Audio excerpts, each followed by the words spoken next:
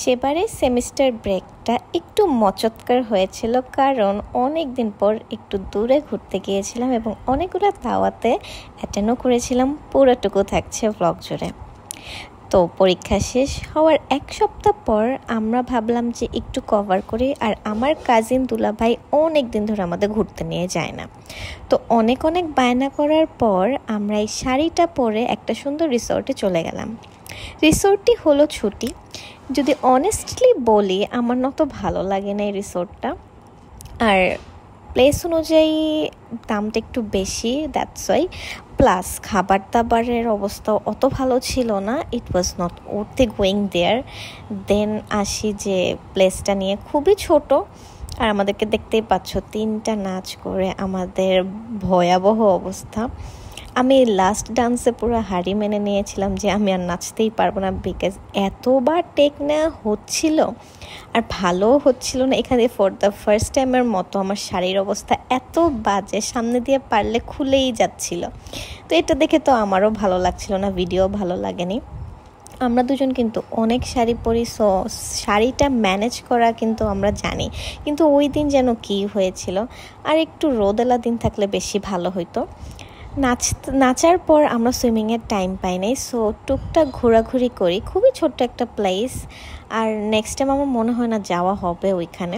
তো আমরা কতগুলো প্রিটি ছবি তুললাম, এবং গাছড়াটা যখন মাথায় পড়েছিলাম তখন খুব ভালো লাগছিল। বাট খোলার টাইমে যে কী অবস্থাটা হয়েছে সেটা একটু পরেই সবাই দেখাবো সবাইকে। এইটাও আমাদের চুল ছিঁড়ে, আমি হাফ আমার চুল ছিঁড়ে তারপরে হচ্ছে এই গাছড়াটা বের করছি।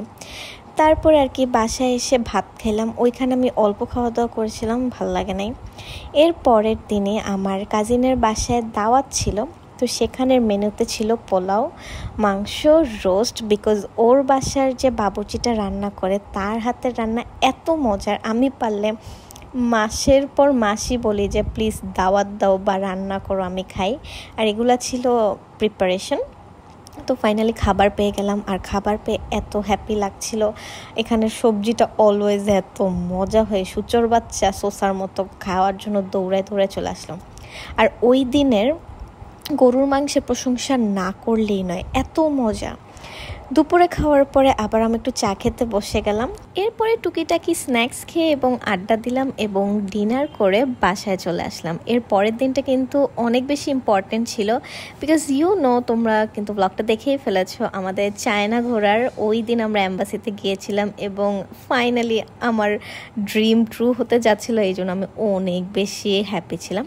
তো 3 দিনের ছুটি ছিল, ওই দিন নানু বাসায় চলে গেলাম। ভরপুর খাওয়া দাওয়া, ভরপুর আড্ডা, এবং কভারও করেছিলাম। এই ছেলেটাকে দিয়ে অলওয়েজ আমি শাড়ি ঠিক করাই। মাশাল্লাহ, ও অনেক কাজের একটা পোলা। নাচানাচি শেষে অনেক টায়ার্ড থাকলে ও পাও টিপে দেয়। তোমরা সবাই ওর জন্য দোয়া করবা যাতে ও ওর বোনদের পাশে এভাবেই থাকে।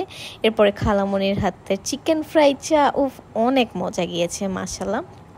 তো আজকের ব্লগটা এই পর্যন্ত। আশা করছি সবার অনেক বেশি ভালো লেগেছে। আর আমার এই মুভিটা না অনেক ভালো লেগেছে, তোমরা দেখতে চাইলে দেখতে পারো। থ্রিলার একটা মুভি। যেহেতু আমার মুভি নেমটা মনে নেই, আমি কমেন্ট সেকশনে দিয়ে দেবো না, ঠিক আছে? তো ঢাকা ব্যাক করে একটু টুকটাক শপিং করলাম, এবং না বানানো জামাগুলো দর্জির কাছে দিয়ে আসলাম, এবং এরপরে ডাইনোসরের বার্থডের জন্য শপিংও করতে গিয়েছিলাম।